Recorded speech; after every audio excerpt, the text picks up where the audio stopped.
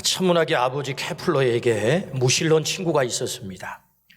친구를 위해서 태양계 별들을 정성을 들여 만들었습니다. 그리고 그것들이 운행 법칙을 따라서 잘 움직이도록 그렇게 만든 것입니다. 다 완성이 되자 친구를 초대했습니다. 연구실에 들어선 친구가 정교하게 움직이는 태양계의 모습을 보고 감탄하면서 참 잘 만들어졌네. 그거 참 멋있네. 자네가 만들었는가? 그렇게 질문을 한 거예요. 케플러 대답이 아닐세. 내 하룻밤 자고 났더니 저절로 만들어졌다네. 애기 이 사람아. 어디 그것이 하룻밤 잤다고 그냥 그렇게 만들어진단가. 자네가 만든 게 맞지? 그러자 케플러가 말도 되지 않는 소리가 많네. 어떻게 그것이 저절로 생기겠는가? 자네는 이 작은 장난감 모형이 저절로 생겨났다는 말을 믿지 못하면서 어떻게 이 크고 정교하게 움직이는 우주가 저절로 생겨났다고 믿는가? 이 장난감 같은 모형도 반드시 누군가 만들어서 있다면 이 우주가 존재할 수 있는 것은 만든 분이 계시지 않겠는가? 이 장난감 태양계가 내가 만들어 여기 존재한 것처럼 우주가 존재한다는 것은 누군가가 반드시 만들어 있지 않겠는가? 친구가 할 말을 이뤘습니다. 히브리서 3장 4절 말씀에 집마다 지은 이가 있으니 만물을 지으신 이는 하나님이시니라. 집이 존재한다는 것은 누군가가 설계하고 건축했기 때문입니다. 만물 또한 지혜자 되시고 설계자 되신 하나님이 만드셨으니 존재한다는 거죠. 이 땅의 모든 것은 저절로 존재하는 것은 없습니다. 어떤 것도 지혜자의 설계 없이는 결코 존재할 수가 없지요. 오늘 본문은 하나님이 바로 그 지혜자요, 그 창조자임을 정확하게 말씀하는 본문이지요. 태초에 하나님이 천지를 창조하시니라. 베레스트 바라 엘로힘 에트 하샤마임 에트 부에트 하레츠라고 하는 태초에 하나님이 천지를 창조했다. 본문 성경은 성경 말씀 가운데 가장 위대한 말씀입니다. 저는 이 위대한 말씀을 새벽도 2주에 걸쳐서 말씀을 전한다는 그 자체가 감격입니다. 위대한 말씀이죠. 우리는 성경을 읽을 때 3가지 질문을 던져야 합니다. 그 첫 번째는 하나님이 누구신가? 2번째는 그 하나님이 어떤 일을 행하셨는가? 3번째는 그 하나님이 나에게 무슨 말씀을 하시는가? 이 3가지 질문을 던지고 우리가 하나님의 말씀을 읽어야 된다는 거죠. 이 3가지 질문에 따라서 오늘 본문에서 하나님이 어떤 분이시고 누구시고 어떤 일을 행하셨고 무슨 말씀을 하는지를 한번 그 답을 찾아보도록 하십시다. 하나님은 누구십니까? 베레스트 바라 엘로힘, 엘로힘 하나님이다 이거죠. 엘로힘 하나님. 엘로힘 하나님은 구약 성경에 2600회가 나옵니다. 삼위일체 대신 유일무이하신 하나님이심을 지칭하는 이스라엘의 독특한 신명입니다. 엘로힘 하나님은 유일하신 한 분 하나님이다. 그걸 말씀하세요. 그 하나님은 어떤 일을 행하셨습니까? 태초에 천지를 창조하신 하나님이라고 오늘 본문이 말씀하세요. 이 본문 말씀에 본문 문장에 동사가 하나 나오는데 그 동사는 바라라고 하는 동사. 바라, 히브리 말로 바라. 그 뜻은 창조하다라고 하는 뜻입니다. 이 창조하다라고 하는 뜻을 가진 히브리 단어가 3개가 성경에 사용이 되는데 바라, 아사, 야찰이라고 하는 단어입니다. 아사라고 하는 단어는 여러분 이 아크릴이 되기 전에는 석유입니다. 석유에서 뽑아내서 아크릴을 만든 거죠. 그러니까 뭔가 있는 것으로부터 만들어지는 것을 이 아사라고 해요. 히브리 말로. 창조하다. 그런데 이 아크릴을 가지고 이렇게 정교하게 뭔가 깎아가지고 이런 걸 만드는 것을 야찰이라고 합니다. 이 아크릴이라고 하는 것을 또 가지고 다양한 걸 만들 수 있지 않겠습니까? 그 가운데 이 바라, 창조하다라고 하는 단어는 있는 걸 가지고 만든 게 아니고 무에서 유를 창조하는 것, 없는 것에서 있는 것을 창조했다. 이게 바라라고 하는 단어입니다. 유명한 구약학자 폰 라드는 그의 명저 창세기 주석에서 바라, 곧 창조하다라는 동사는 무에서 유를 창조함을 말한다 라고 주경을 했습니다. 크레아티오 엑스 니힐로라고 하는 말이에요. 무에서 유를 창조했다. 하나님은 무에서 유를 바라 창조하신 하나님. 그래서 하나님은 어떤 일을 행하셨습니까? 창조하셨다. 어떻게? 무에서 유를 창조하셨다 라는 말씀이지. 그러면 이제 질문이 생겨요. 아, 그거야 목사님이니까, 신학자니까 이미 하나님께 포로를 당해가지고 하나님 하셨다고 하면 다 그냥 무조건 따져보지도 않고 믿는 그 신학자니까 그렇게 말한 것 아닙니까? 라는 질문이 있단 말이죠. 신학자만의 얘기가 아니라는 거죠. 인간 게놈 프로젝트 총책임자인 미국의 국립보건원 원장님이 계시는데 프랜시스 콜린스 박사님이세요. 그분은 의사이시고 과학자입니다. 그분이 인간 게놈 프로젝트 10년 동안 총책임자가 되어서 진행한 다음에 그 DNA 속에 30억 개의 연깁상으로 되어 있는 유전 정보를 다 해독을 해냈어요. 그리고 2000년도에 그것을 발표를 했단 말입니다. 그리고 그분이 쓰신 책이 있는데 바로 이 책입니다. 신의 언어, The Language of God라고 하는 책입니다. 이 책을 쓰셨어요. 이 책에서 프랜시스 콜린스 박사님은 하나님이 창조자임을 어떻게 믿을 수 있는가? DNA가 그걸 증명하고 있다라고 기록을 해요. 신학자가 아닌 과학자입니다. 유전학을 전공한 과학자라고.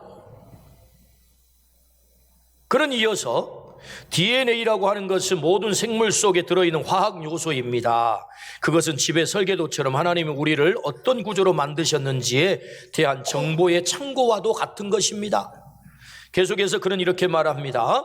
나는 과학이라는 것은 하나님은 이미 알고 계셨지만 인간이 몰랐던 것을 하나씩 발견해 나가는 과정이라고 생각합니다. 그래서 매번 새로운 사실을 실험을 통해서 알아낼 때마다 그 순간이 내게는 하나님의 창조 원리에 새로운 면을 발견하는 경탄에 찬 경배의 순간이 됩니다. 과학과 성경이 대립을 하는 게 아니고 우리가 감히 알 수 없었던 그 신비로운 영역, 하나님의 창조의 영역을 과학을 통해서 한꺼풀 알아갈 때마다 나는 경탄에 찬 경배의 순간이 됩니다. 와, 우리 하나님 대단하시네. 그 창조를 알게 된다는 거예요. 이것이 과학자의 고백입니다. 인간 DNA는 하나님이 인간을 창조했다는 신의 언어라라고 주장하고 있는 거죠. 그래서 그 책 신의 언어라고 하는 The Language of God라고 하는 책을 썼단 말이죠. 하나님이 창조하셨다. 신학자만의 얘기도 아니고 과학자가 말하고 있는 것입니다. 하나님은 어떤 하나님이십니까? 창조자 하나님이시다. 할렐루야. 이 창조자 하나님을 믿으시기를 주의 이름으로 축원합니다. 진정한 참 과학을 하신 분들이 하나님을 창조자 하나님으로 고백한다는 것입니다. 20세기 영국의 가장 위대한 철학자가 있는데 안토니 플루라고 하는 사람입니다. 이 사람은 감리교회 목사님으로 아들로 태어났는데 10대 때부터 무신론에 빠졌어요. 나 도저히 하나님 믿을 수 없어. 그래서 평생에 무신론자, 악명 높은 무신론자가 되어가지고 많은 사람들 앞에 TV에 등장을 해가지고 3,000명 회중들이 모인 데서 이 논쟁 디베이트를 펼쳤단 말이죠. 무신론이 맞단 말이죠. 그런데 이 안토니 플루라고 하는 사람이 이렇게 무신론을 서구 유럽에서 퍼뜨리다가 많은 사람들이 무신론에 빠진 거예요. 젊은 사람들이. 그래서 그 영향을 받았던 사람들 가운데 대표적인 사람이 리처드 도킨슨이라고 하는 사람이에요. 그런데 그가 이 땅을 떠나기 전 말년에 그가 회심을 했습니다. 성경을 읽다가 회심을 한 게 아니고 과학을 공부하면 할수록 하나님이 창조하셨구나, 이걸 깨닫게 된 거예요. 그래서 그가 무신론자가 되어서 세상에 무신론을 퍼뜨릴 때 쓴 책이 있었는데 There is no God, 하나님은 계시지 않다라는 책을 썼는데요, 그가 과학을 공부하다가 특히 이 유전학을 공부를 하다가 하나님이 창조하셨어, 이걸 깨닫고 그가 다시 회심을 해서 유신론자가 되고 나서 쓴 책이 뭐냐, There is a God, no를 바꿔가지고 a God, 하나님이 계신다, 이 책을 쓴 거예요. 할렐루야. 그렇습니다. 하나님은 창조자 하나님이시다. 그렇다면 창조의 하나님께서 우리에게 무슨 말씀을 하실까? 자, 성경을 읽을 때 세 가지 질문을 던져야 된다고 했어요. 첫 번째는 하나님은 어떤 분이시냐, 누구시냐.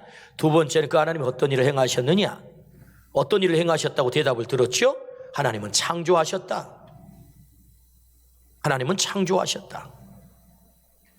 세 번째 질문입니다. 그러면 그 창조의 하나님께서 우리에게 뭘 말씀하냐, 이 대답을 한번 들어봐야 되겠죠. 왜 창조의 하나님을 이렇게 강조하고 계시느냐. 그것은 나는 전능한 하나님이다, 요걸 말씀한다는 거예요. 뭘 말씀하세요? 나는 전능한 하나님이야. 태초에는 아무것도 없었습니다. 아무것도 없음 무에서 천지를 창조하셨습니다. 빛을 창조하고 하늘을 창조하시고 땅을 창조하시고 식물을 창조하시고 그리고 일월성신을 창조하시고 어류와 조류를 창조하시고 그리고 동물과 인간을 창조하셨습니다. 여러분, 이 순서의 창조의 순서를 보십시오. 아주 정교합니다. 생명이 살아갈 수 있도록 처음부터 베이스를 잘 깔고 마지막에 동물과 인간을 창조했다는 거예요. 하나님은 당신의 설계대로 완벽하게 창조하셨어요. 창조하는데 하나님께서 곤란을 느끼셨거나 난관에 부딪혔거나 지치셨거나 그러지 않으셨어요. 하나님의 계획대로 설계대로 거침없이 창조하신 것입니다. 할렐루야. 그것이 오늘 태초에 하나님이 천지를 창조하시니라 창세기 1장 1절에 어떤 설명도 있지 않고 성경 뚜껑을 열자마자 첫 장 첫 절에 너희들이 이해하든 이해하지 않든 나는 이런 존재야 라고 성경 창세기 1장 1절에 이 말씀을 기록하고 있다는 것입니다.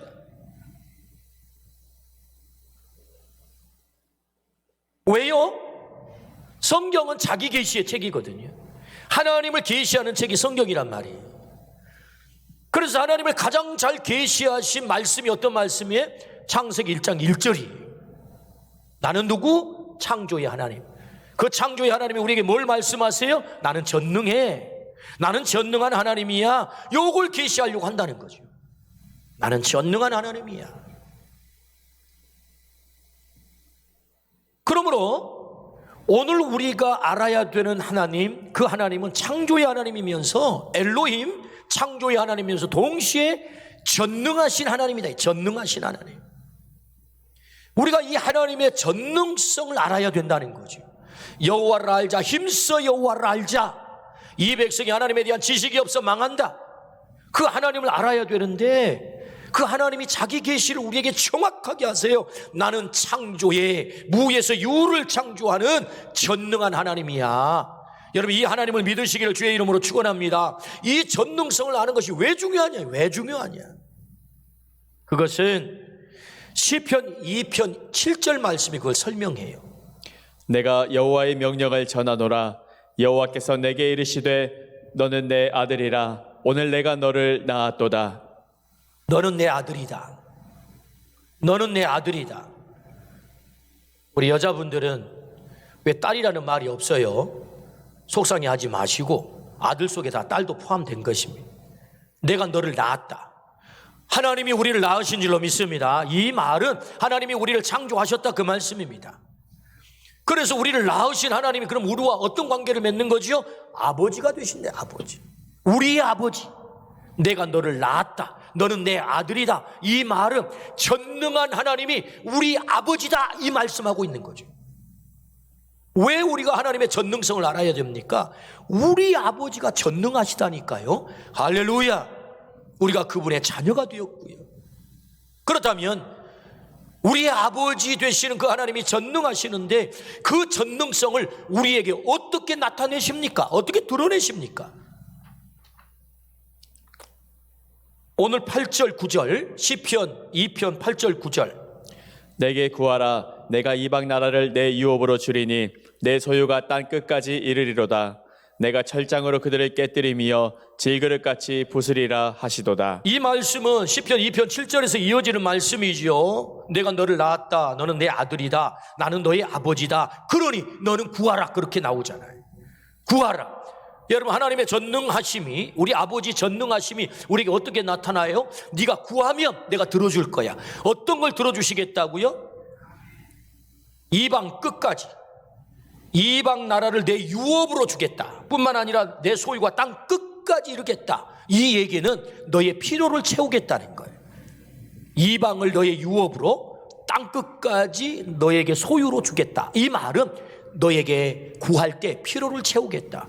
전능하신 우리 아버지 하나님께서 우리가 구할 때, 우리가 자녀로서 구할 때 하나님 채워주실 줄로 믿습니다. 여러분, 자녀는 부모에게 당당히 나가서 돈 주세요 그럽니다. 왜? 자녀이니까. 아니, 세상에 차용증도 안 쓰고 달라는 거요. 언제 갚는다는 말도 없이 그래도 부모는 줍니다. 왜? 자녀니까. 구하라. 너의 필요를 채우겠다 뿐만 아니라 오늘 말씀하기를 내가 철장으로 그들을 깨뜨리며 질그릇같이 부수리로다. 너를 승리하게 만들 거야. 할렐루야. 구하면 하나님이 어떻게 해요? 우리를 승리하게 만든다. 전능하신 우리의 아버지가 우리에게 어떻게 전능하심을 행하십니까? 우리의 필요를 채우실 뿐만 아니라 너를 승리하게 만들어 그렇게 약속하는 거죠. 어떻게 하면? 아버지께 구하면. 전능하신 아버지 하나님께 구하기를 주의 이름으로 축원합니다. 우리 아버지 되신 그 하나님께서 창조자가 되시고 전능하셔서 우리를 이렇게 책임지신다. 6.25 전쟁 때 총 맞아 죽으면서 꽥하고 죽어야 되는데 빽하고 죽었다는 슬픈 이야기가 있습니다. 빽 있는 놈은 전쟁에 안 끌려가 살아남고 빽 없는 사람들만 전쟁에 끌려나가 죽으니 그게 한이 돼가지고 꽥하고 못 죽고 빽하고 죽었다는 거 아닙니까? 슬픈 얘기죠. 아버지 찬스를 잃어버린 사람들의 슬픈 얘기단 말이죠. 아버지 찬스, 부모 찬스. 그런데 여러분, 이제는 아버지가 빽이 있어도 별로 소용없는 세상이 됐습니다. 아버지가 대통령이 돼도요, 그 아들을 부정 취업했다고 탈탈 터는 세상입니다. 요새는 가만 안 둬요. 심지어 대통령 아들도 감옥 갑니다. 대통령도 감옥 가는데요. 그러니까 아버지, 인간 부모의 빽은 별로 한계를 가져서 소용이 없는 세상이 된 것입니다. 그러나 우리에게 참 아버지가 계세요. 그분이 우리 하나님이신 줄로 믿습니다. 창조자 하나님이신 줄로 믿습니다. 전능하신 하나님인 줄로 믿습니다. 나 전능해. 창조자 하나님께서 태초에 하나님이 천지를 창조하셔 이 말씀을 통해서 창조자 하나님이 우리에게 말씀하는 바가 뭐냐고요? 내가 전능하거든. 너는 내 아들이거든. 내 딸이거든. 나의 그 전능성으로 너의 필요를 채울 뿐만 아니라 내가 너를 승리하게 만들 거야. 약속하신 말씀이다. 할렐루야. 새해 벽두 하나님께서 금년 한 해 우리에게 전능하신 하나님 되셔서 아버지 되셔서 그렇게 우리를 책임지시겠다 약속하십니다. 그 하나님이 엘로힘 하나님인 줄로 믿습니다. 그 전능하신 하나님이 우리에게 어떻게 나타납니까? 창세기 17장 1절 아브라함이 99세 때에 여호와께서 아브라함에게 나타나서 그에게 이르시되 나는 전능한 하나님이라 너는 내 앞에서 행하여 완전하라. 나는 전능한 하나님이다 라고 하나님이 노골적으로 나는 전능해 라고 말씀을 하세요. 너는 내 앞에서 행하여 완전하라. 너는 내 앞에서 행하여 완전하라. 이 말씀은요, 로마서 4장 말씀에 보면 아브라함이 하나님을 믿으니 그를 의롭게 여겼다라는 말씀이 있어요. 그러니까 여기서 아브라함이 무슨 도덕적으로 의로운 일을 행하는 게 아닙니다. 하나님을 믿는 거예요. 와, 하나님 전능하시네. 전능하신 하나님이시네. 내 삶을 만지실 수 있는 분이시네. 태가 다쳐 아이를 낳지 못하는 100살이 됐지만 그럼에도 불구하고 하나님 그 약속을 지키시는 하나님이시네. 생리적으로 도저히 불가능하지만 태의 문을 열어서 우리에게 아들을 보내주실 바로 그 하나님이시네. 그 믿는 게 완전하게 행하는 것입니다. 아브라함이 하나님을 그렇게 믿은 줄로 믿습니다. 전능한 하나님을 믿었다는 거지요. 어떤 일이 벌어집니까? 아브라함 100세, 사라 90세, 생리적으로는 생명을 생산할 수 있는 기능이 완전히 끝나버린 그 불가능한 시각에 하나님이 태의 문을 여신 줄로 믿습니다. 이삭을 보내준 줄로 믿습니다. 무슨 얘기입니까? 우주 만물만 창조하신 전능하신 하나님이 아니라 내 개인의 삶 구체적으로 만지셔서 닫혀있는 태의 문도 여시고 우리에게 생명을 허락하신 하나님인 줄로 믿습니다. 그 전능하심이 우리에게 어떻게 나타난다고요? 내 개인의 삶을 만지세요. 막힌 삶을 만지세요. 어떻게 하십니까? 너 이제는 아브라함이라 하지 말고 아브라함이라 해라. 너 이제 사레라 하지 말고 사라라 해라. 내가 너의 운명을 바꿀 거야. 너는 복이 될 거야. 할렐루야. 열국의 아비, 열국의 어미로 내가 너를 만들어 놓을 거야. 너는 복이 될지라. 할렐루야. 하나님의 전능하심이 어떻게 나타났다고요? 아브라함을 통해서 말씀하시기를 나는 너의 운명을 바꿀 거야. 아멘입니까? 아멘. 전능한 하나님이 우리의 삶을 개입하시고 우리의 운명을 바꿔놓으신다. 그 하나님이 우리가 믿는 전능한 하나님인 줄로 믿습니다. 창조의 하나님인 줄로 믿습니다. 이 하나님을 믿으라는 것입니다. 전능하신 하나님이 세 번째 우리에게 어떻게 나타나십니까?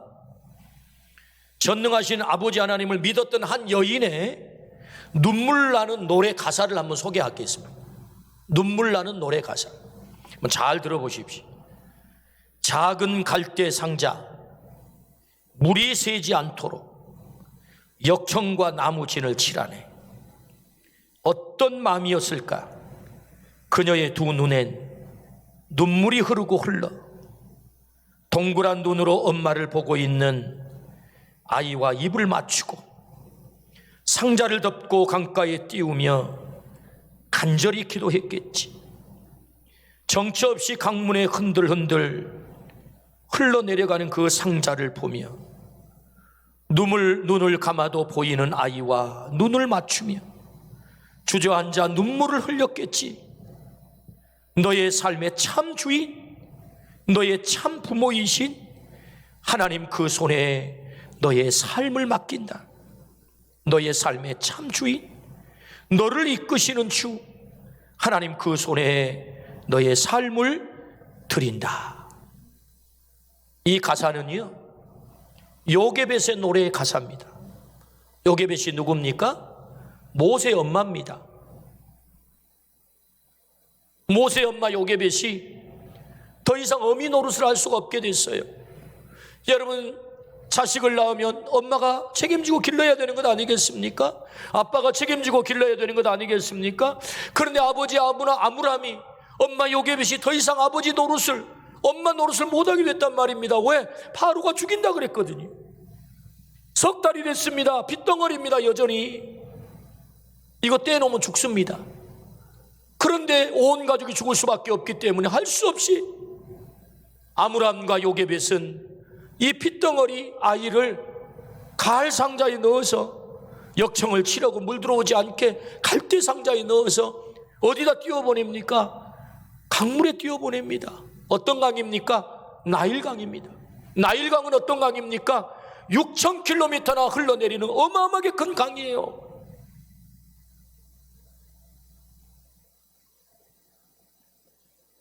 아무리 역청을 치른들 갈대 상자 아닙니까? 물 들어오지 않겠습니까?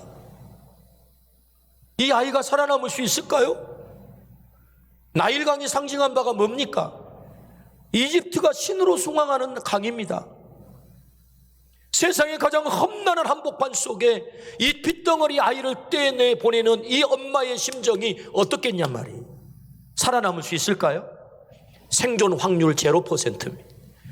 여러분, 육지에다 떼놔도 3개월짜리 갓난아기는 죽습니다, 여러분. 그런데 가장 위험한 자리 강물에 3개월짜리 핏덩어리를 그것도 갈대 상자에 넣어서 띄워 보내야 되니 여러분, 그 아이가 살 수 있을까요? 그러니 그 엄마가 얼마나 눈물이 나겠어요. 그 아이를 보면서 눈물을 흘리는 것입니다. 주저앉아서 아비 노릇을 해야 되는데 아비 노릇을 못해요. 어미 노릇을 해야 되는데 어미 노릇을 못한단 말입니다. 그러니까 어떻게 해요? 눈물을 흘리고 너의 참 주인, 너의 참 아버지에게 내가 너를 맡길 수밖에 없어. 아가야, 너의 아버지에게 내가 너를 맡기마. 그리고는 세상 한복판 속에 가장 험난하다는 나일강 속에다 띄워보내는 것입니다. 어떻게 됐습니까?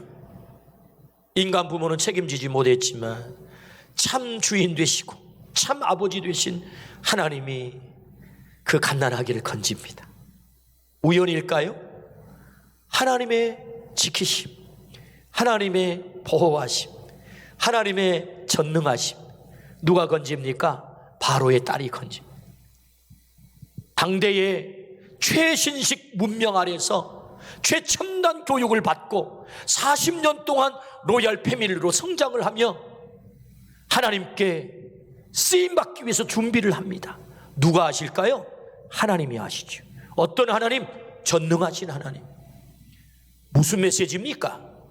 우리가 세상 가운데 마치 나일강 같은 그 위험한 자리, 세상의 한복판 속에 우리는 우리의 자녀들을 떠나보냅니다. 안전할 수 있을까요? 우리가 그들 곁에 부모가 되어 지켜줘야 되겠지만 그러나 우리는 지킬 수 없습니다. 그래서 세상 속으로 내보냅니다. 얼마나 위험한 자리입니까? 그때 전능하신 하나님이, 아버지 되신 하나님이 우리의 자녀를 책임지실 줄로 믿습니다. 이것이 요게벳의 노래거든요. 이 요게벳의 노래가 어떻게 만들어졌나요? 연평안이라고 하는 사람이 있어요. 결혼을 했는데 첫째 아이가 유산이 됐어요. 가까스로 둘째 아이가 태 속에 들어섰어요. 근데 쌍둥이입니다. 쌍둥이가 자랄 때 환경적으로 좀 어렵잖아요. 뱃속에서부터 건강이 좋지 않아요. 그리고 40주 만에 나와야 될 아이들이 29주 만에 나왔어요. 그러니까 미숙아로 태어난 것입니다. 태어나놓고 보니까 너무 건강이 안 좋아. 그래서 인큐베이터에 50일 동안 들어가서 이 아이가 자라는데 아비된 연평안이라고 하는 아빠가 이 아이들을 보니 도저히 이 아이들을 부모가 책임을 질 수가 없어요. 부모가 이 아이들을 사랑하지만 길러낼 수가 없어요. 마치 그때 그가 읽던 책이 있었어요. 최 에스더 사모님이 쓰신 성경으로 아들 기르기라고 하는 책이 있어요.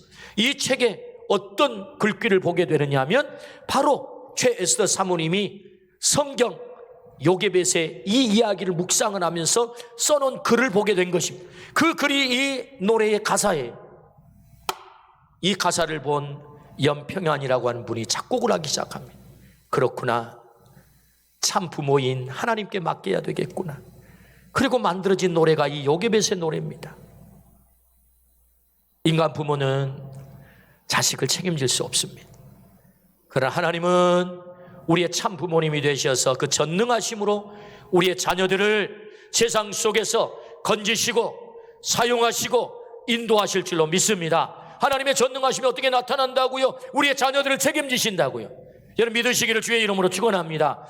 참 주인 되신 하나님께 맡길 때, 참 부모 되신 하나님께 맡길 때 우리의 자녀까지 전능하신 아버지 하나님이 책임져 주실 줄로 믿습니다. 아멘. 엘로힘, 유일하신 하나님, 한 분 하나님. 그 하나님은 창조의 하나님, 바라, 무에서 유를 창조하신 하나님이세요. 그 창조의 하나님이 우리에게 뭘 말씀하세요? 나 전능해, 나 전능한 하나님이야 라고 말씀하세요. 그 전능하심이 우리에게 어떻게 나타난다고요? 그분이 우리 아버지가 되시고 우리는 그의 아들과 딸이 되었습니다. 그 아들과 딸 된 자들에게 구할 때마다 하나님이 필요를 채워주시고 승리하게 하실 줄로 믿습니다. 그 전능하심이 어떻게 나타난다고요? 한 개인을 만지세요. 태의 문을 여세요. 운명을 바꾸세요. 너는 복이 될지라 복이 되게 만드세요. 그의 인생의 운명을 바꿔놓을 줄로 믿습니다. 어떻게 하나님께서 그 전능하심을 나타내시느냐고요? 그 자녀를 책임지세요. 나일강과 같은 위험한 이 세상 한복판 속에 우리 자녀들을 하나님의 손에 맡기시면 하나님이 그 자녀들을 책임져 주실 줄로 믿습니다. 아멘. 하나님의 전능하심은 우리에게 어떻게 나타나십니까? 마지막 하나님의 그 전능하심은 인간이 도저히 해결할 수 없어 인간이 가장 불행한 자리로 떨어진 것이 있습니다. 그것이 뭐죠? 죄입니다. 죄. 그래서 하나님의 형상을 잃어버렸습니다. 하나님이 우리를 창조하신 그 아름다운 형상을 잃어버렸어요. 그래서 인간에게 불행이 찾아오신 것입니다. 하나님은 어떻게 우리에게 전능하심을 발동하십니까? 하나밖에 없는 아들 예수 그리스도를 이 땅에 보내심으로 십자가에 달려 죽게 하셔서 그 죄를 해결하는 데 하나님의 전능성을 발동시켜요. 이게 복음 아닙니까? 하나님은 전능하세요. 당신 마음대로 다 할 수 있을 것 같아요. 근데 여러분, 당신 마음대로 할 수 있을 것 같은데 당신 마음대로 할 수 없는 게 있어요. 그게 뭐지요? 죄의 문제입니다. 죄는 반드시 대가를 치러야 합니다. 누가 치러야 됩니까? 하나님이 치르셔야 합니다. 그래야 우리의 죄가 해결되는 것입니다. 그래서 하나님이 그 죄를 해결하기 위해서 하나님의 전능성을 발동시키는데 하나밖에 없는 아들 예수 그리스도를 십자가에 달려 죽게 하시는 이 엄청난 사랑의 전능성을 발동한다고요. 이게 사랑이에요. 이게 전능하심. 그 전능하심은 뭐가 해결됩니까? 우리의 죄가 해결되는 것입니다. 하나님은 우리를 사랑한 줄로 믿습니다.